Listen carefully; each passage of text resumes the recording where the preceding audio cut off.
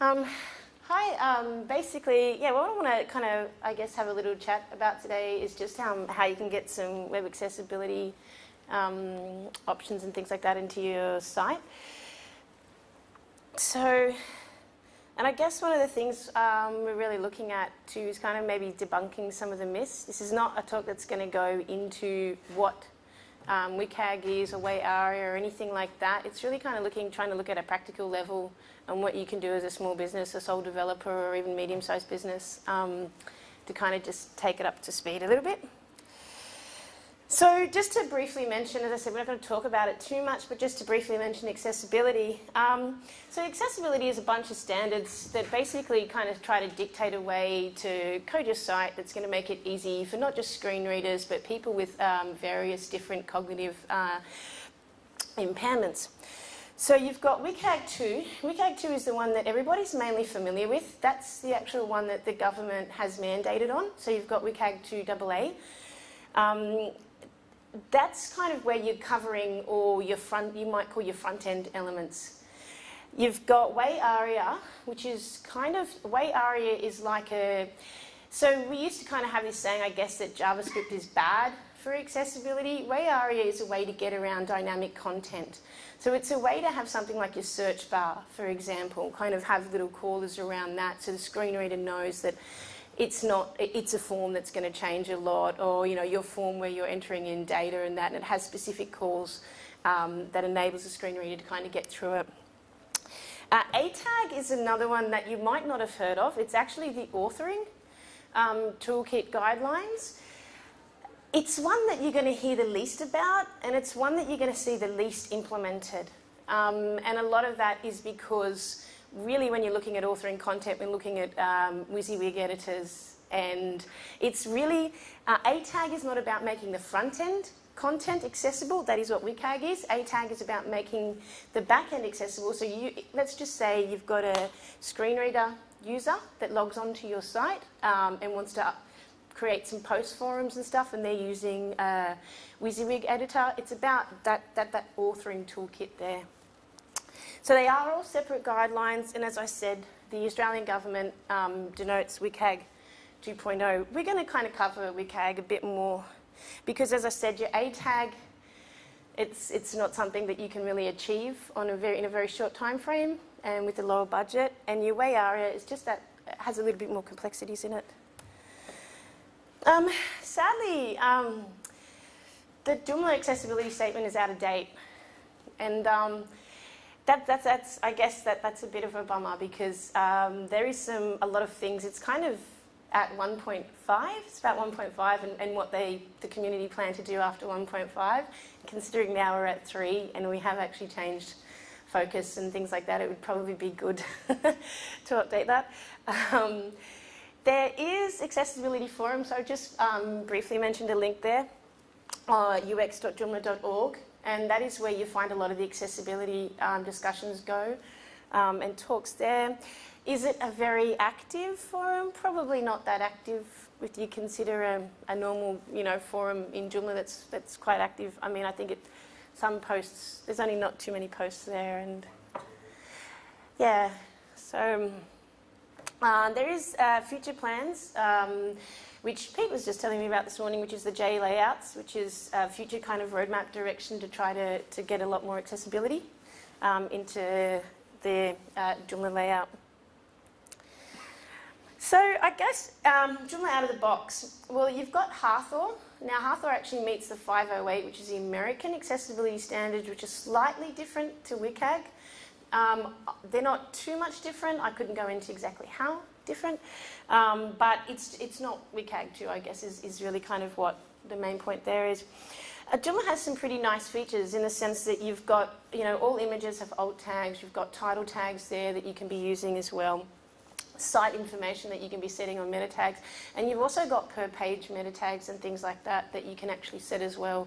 And these are, so if you're looking at something, for example, like Drupal, to get that stuff happening, you'd have to be adding in extra modules. You're not going to get that out of core.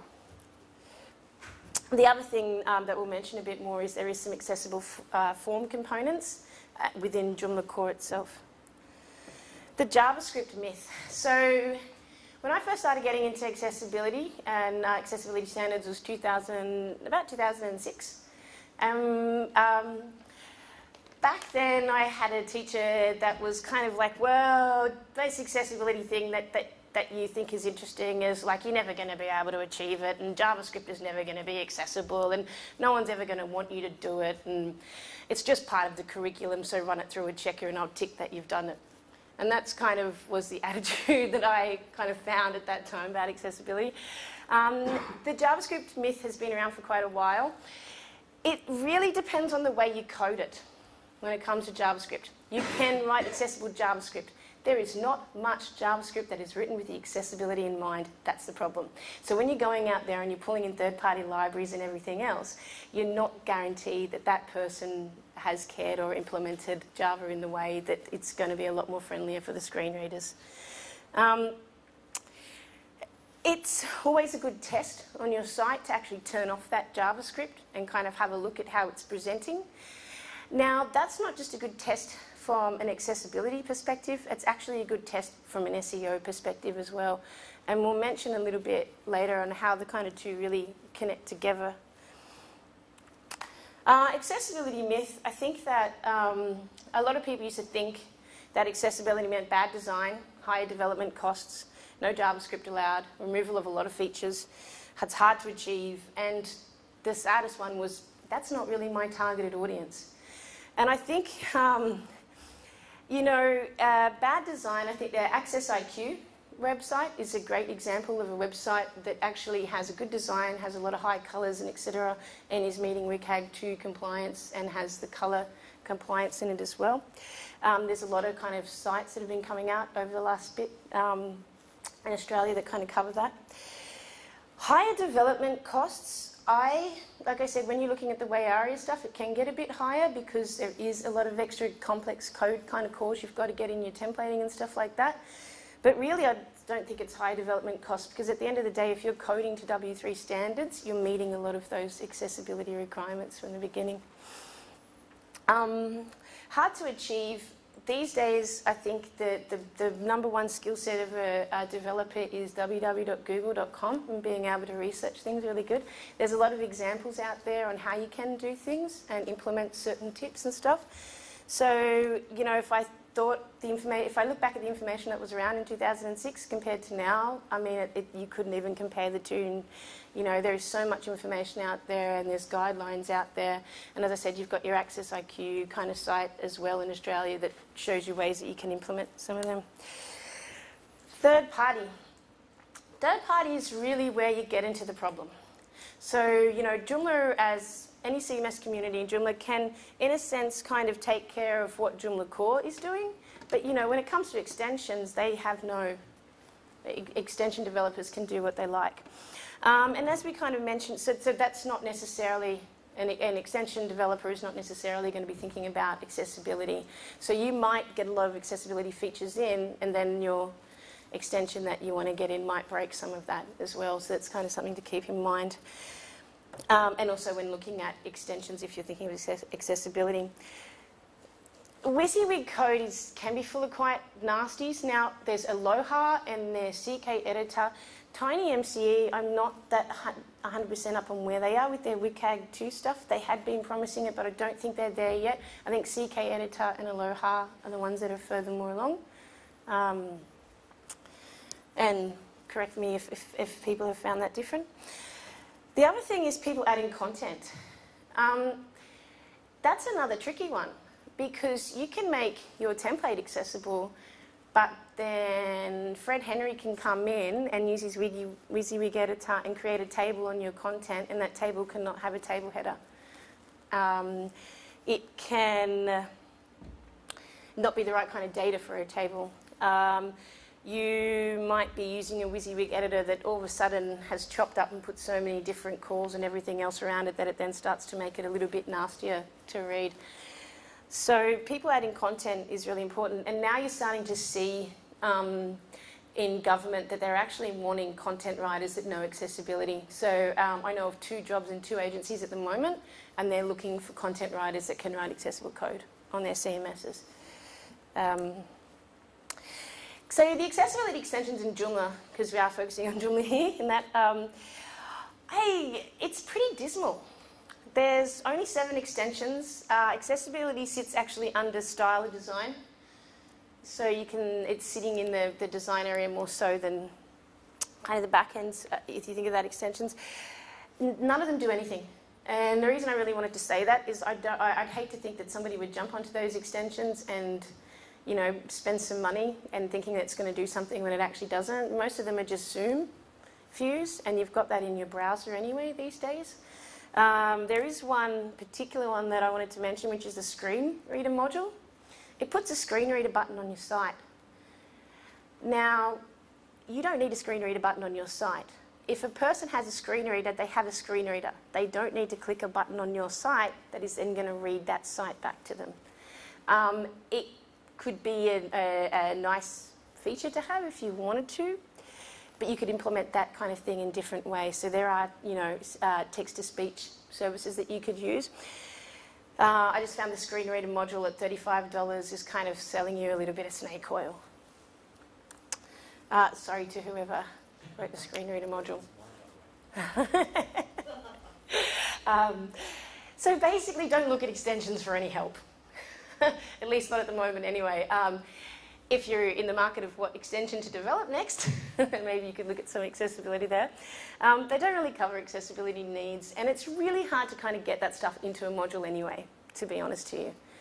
Like there is, you know, you're never going to get the one extension that's, you're just going to be able to click and go, oh look, my site's accessible, because it does involve a little bit of human labour. So a lot of this is left up to you. There's really no one magic, one-stop solution to this. You have to really consider what level of accessibility is important to you as well.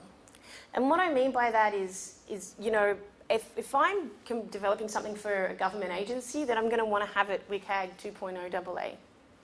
If I'm developing something for a non-government company that kind of doesn't even mention to me about accessibility, then I think it's good to at least get level A, for example, is pretty easy to get into any site. AA can get a little bit more finicky on some of the things in like colours and stuff like that, but it's quite easy to get some of the basics in. And at the end of the day, you've got to think of it as market. I think a sad thing is when people say it's not a target market, because it's just, I mean, it's, I don't know, it's quite a bizarre concept to have. And I had a client say that to me once, and I had a client say, it was an accessibility client, and they said, oh, we have people that come to our site with this accessibility disability problem, so we don't actually care for your accessibility because you're catering for blind people, and blind people and deaf people are never going to, a blind and deaf person is not going to use the web. I'm just kind of sitting there going, that's really interesting. I don't think you should make judgments like that. And not only that, we have to stop thinking about it as in people that just use screen readers. We also need to think about it as our eyesights get worse. Some of these things help us. The mum at home with wanting to watch a TV, and the kids in bed can put on captions, for example, and can watch that TV with captions without disturbing the child. So there's a lot of different uses for accessibility. As we said before, Joomla does provide, I think, quite a bit of the basics out of the box, which is really nice.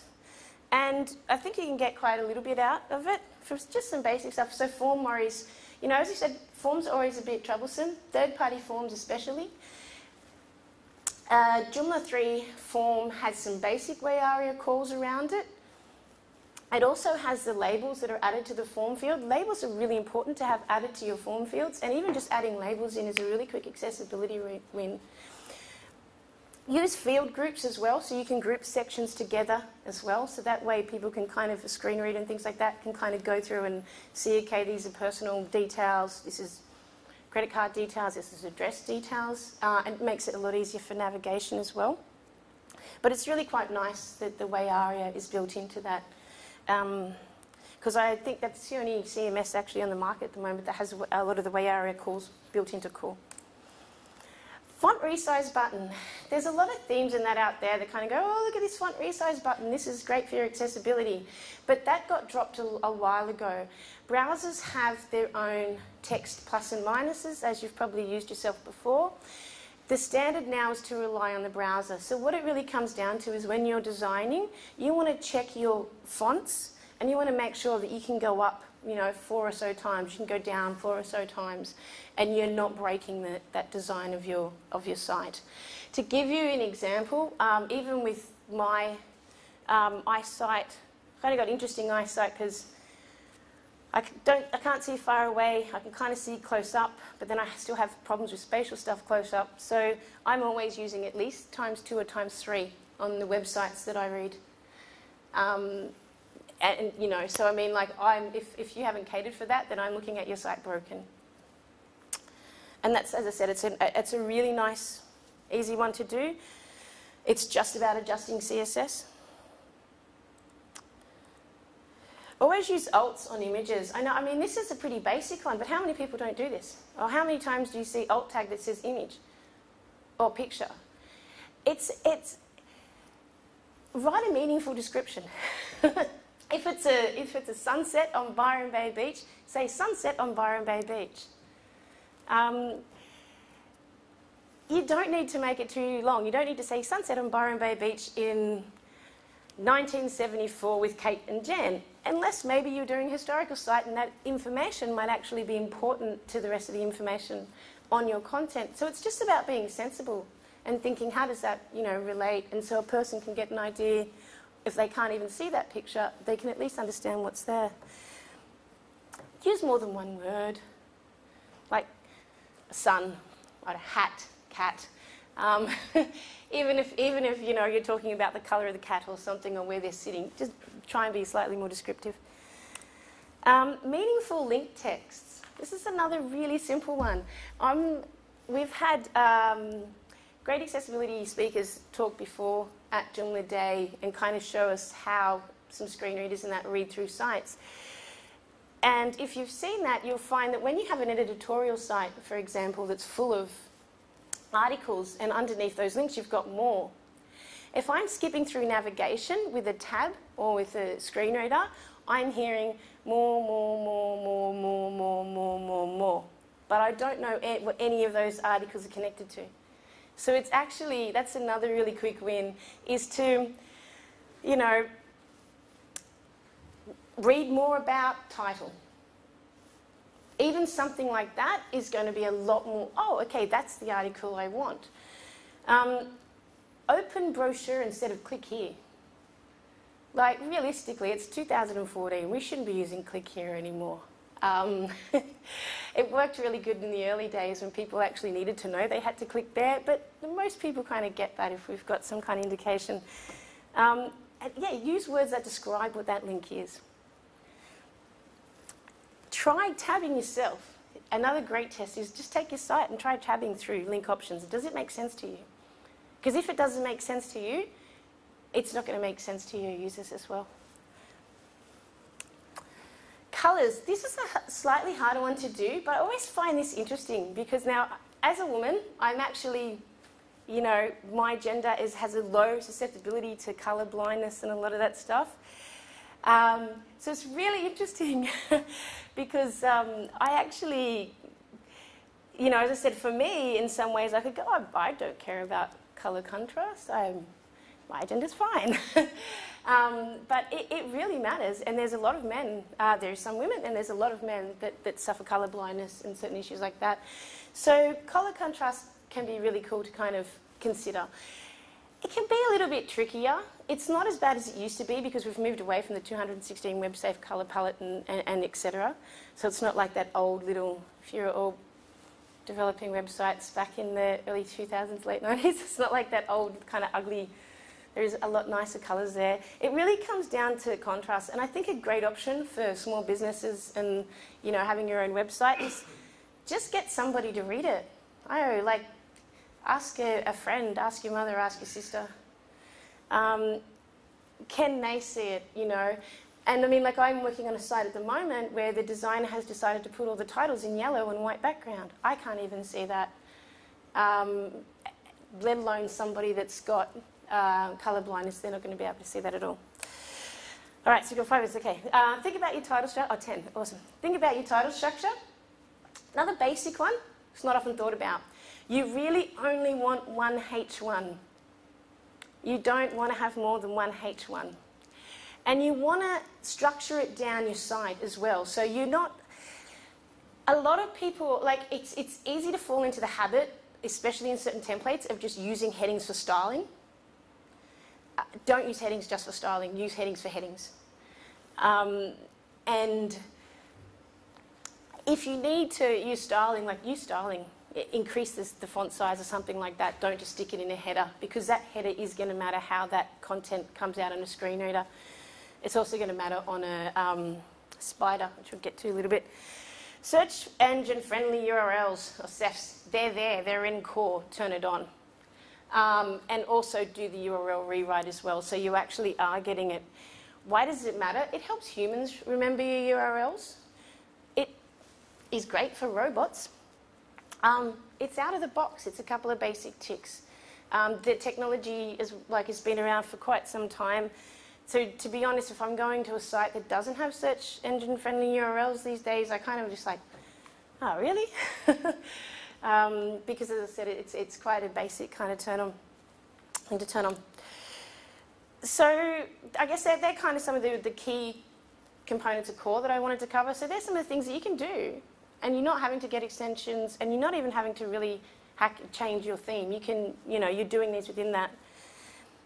But where to from here? It really depends on your budget. And what I mean by that is there's not a lot of themes in Joomla that are written to be accessible and to meet WCAG 2 AA. So if you've got the budget and the time, you can develop one that has some little features in it. But once again, you've got to have the budget and the time to do that as well. So if you don't, I think even just getting some of the things like the title structures, alt tags and stuff like that can really help. Thinking about accessibility from the start really helps. And it helps, it's easier to implement accessibility from the beginning than it is to revert something in that sense. And what I mean by that is, from the beginning, you can look at how you want to structure your content, how you want to structure your title headings. If you're creating that theme, you can look at how you're layering those contents areas, which we'll get to in a second too. Listen with and these are, I guess, some tests that I like to say to people. Listen with the volume turned off. If you've got videos on your site, turn the volume off. Do you have captions on them? Client might have videos that don't have captions. There's nothing you can do there. If you're producing or they're producing videos, maybe have a discussion with them about the possibility of subtitles. If subtitle captioning is a bit tricky, it's not the simplest thing, so you can also provide a script as well. And a text script can sometimes be a nice, easy way to get around that. How do you access the site without a mouse? So that's a really, really, really good, nice, basic, easy one to do. You can navigate through the site without a mouse. Can you tab through your navigation? Do you get stuck? You'll find that a lot of sites, if you kind of tab through, you kind of get stuck somewhere. Do you get stuck? Are you able to flow that through the site? Did it make sense? Try a screen reader. You've got the NVDA, which is Windows, VoiceOver for Mac, and Linux has a built-in one. Oops. Linux is free because it's built in. NVIDIA is free. NVIDIA is free. Yeah. And I did my IT degree and they said, do these things, and they never showed us one. I always thought that was really ironic. They go and do it for accessibility reasons, then don't actually show us. Yeah. It always annoyed me. Yeah. Yeah, no. They were incredibly expensive. About 10, 15 years ago, they were $8,000. Linux was always free. Orca is the JAWS, kind of like, yeah. So that was always free, but it's, yeah. But I believe, do you pay for the Mac one? No, it's free. Oh, yeah, okay. I thought it was, I wasn't sure if it, thank you. So, budget worries. Use what Joomla has, once again, use what Joomla has out of the box. Accessibility is a first thought, not an afterthought. Don't be lazy. Tell your developers and that not to be lazy. Use meaningful link names. Put alt tags that actually mean something on there. I got in there, purchase a template that contains accessibility elements, but I don't really think there's that many that you're going to get there. Maybe that's just more of a, you know, something that you think has a nice layout structure. Or, we're still improving in that, I think, as a community, and I think that's a big area that we can do more on. Go for quick wins, I reckon, right? Like, literally put alt tags on your images, quick win. Structure your titles a bit different, quick win. If you're creating a form, put labels on the elements, quick win. So they're the kind of things I like to think of. Now, the other thing is, I go, accessibility equals better SEO, which equals a budget win, because you're doing the two things at once. Now, people don't think about it like this, but a spider, a crawler, is basically, in a sense, a screen reader, right? If you want to think of it like that. They are going to read through your site in the same way. So if you start, my last little bit, if you can't get through your navigation without using your mouse, Google can't get through your navigation without using a mouse. And and as I said, when you start to kind of look at it like that, as a small company, as a small, you know, one-shop person or whatever, looking at tying accessibility with your SEO and looking at that from that budget perspective. You want images to have alt tags, accessibility, SEO. Use explanatory text links, accessibility, SEO. Navigate using the tab key, as you said, accessibility, SEO. Two important points there. If you do go into a template and you do want to start doing things, two really quick points, because I thought not to get too much into stuff. Place a skip to navigation link. If you Google about skip to navigation link, if you've never heard about it, it'll show you that. And you can place a skip to navigation link at the top of your site before, if you've got a header, say, and then your navigation, put it before your header. So as soon as somebody comes in there, they don't have to tab through your header element, they can get straight into your navigation. And that's a nice big win there. Content before sidebars. That's another thing if you're doing template development. You want to have that content first, and then you want to have the sidebars, which you can think of as a supporting content after that. And that's a really important flow as well. And once again, important for accessibility, important for SEO. So I've got some homework for you, which is, you know, look at including some alt tags on your images. Think about color contrast. And like I said, you know, just think about it as in, is it easy for you to read? Is it a little bit hard? Maybe check it across two different screens, you know, a laptop or a nice bright LED or things like that as well. Because sometimes, you know, a colour might look good on your monitor that you've been designing it on, but, you know, might not look the nicest on everybody else's not so expensive monitor. Design with font size increase and decrease in mind. Think of your title structures. Have meaningful text links and search-friendly URLs. And even if you're just trying to achieve some of those basic things, then you've gone a long way compared to what even just the average site is, because you've actually taken those steps towards thinking about accessibility. And you don't know, as I said about target audience, you know what your demographic is, in the sense of, I want to target people that are interested in punk clothing because I've got an online e-commerce punk shop. But you can never ever determine what kind of abilities those target audience are going to have. And the other thing is aging. You know, as I said, like, I mean, I didn't wear glasses when I was 18. I didn't wear glasses when I was 29. I wear glasses now, and now I got to the point where I can't not wear glasses. So that's another thing that you know, it's not just about helping people that are blind. I never have blind people coming to my site, but do you have anybody with vision problems, impairments? How much of the percentage of the population does have vision impairments? So therefore somebody is going to be coming to your site with that. Really quickly, I guess, check your website. You've got Wave, so going back to what you can use. There's Wave, webaim.org. That's an online checker, and that'll go through and give you a pretty good report. None of these reports that are going to be generated for you are going to be like spot on. Some of them, sometimes they're going to have furfies in them as well. So it's like, it's pulling up that you've done something a bit wrong, but you look at it and you're like, oh, I kind of really haven't. So that can happen as well. But they're really good because in the sense that they can show you, one of the great things is they'll show you your alt tags, if you've got them or not, and they'll also show you your heading structure and the layout of how that looks. Now this is the interesting one.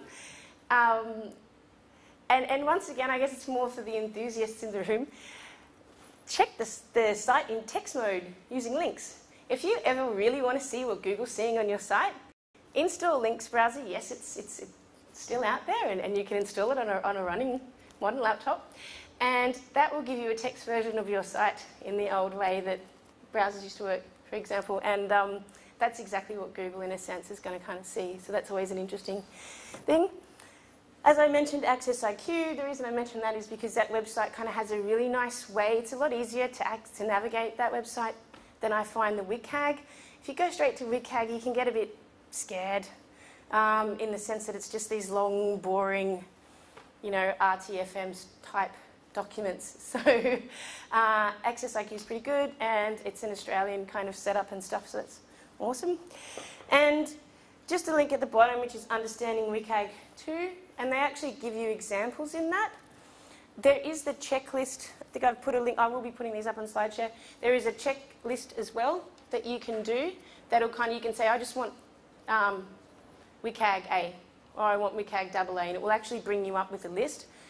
I don't have this one on the internet, but it's actually not that scary. If you're pulling up the list, it's just under 2 screens long, right? So it's not, and it's just a little tick, and it literally says each point, and then it says 1A, 2A, and AAAs. So if you're only going for 1A, you just go through and tick the 1As.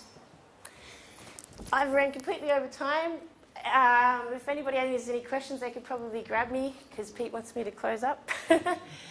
Thank you all, and hopefully it's given you a little bit of information. Thanks, Aimee.